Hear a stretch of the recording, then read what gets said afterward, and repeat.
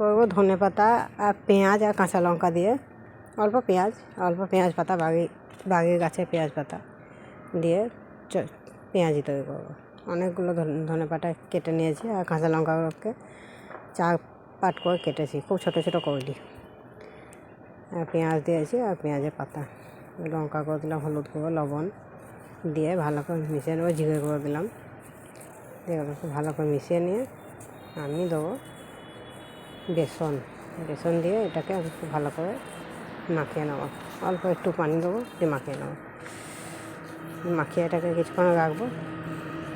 এদিকে আমি কড়াইটা গরম তেল করতে দিয়েছি,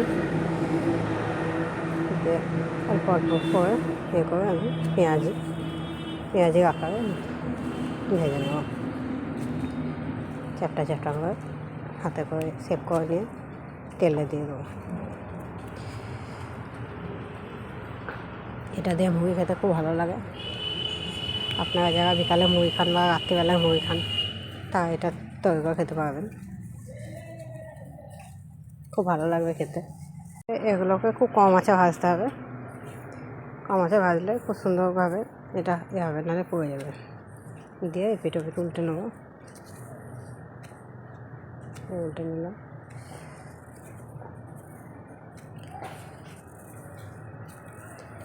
খুব সুন্দর ভাজা হয়েছে, মুড়ি দিয়ে খাবো।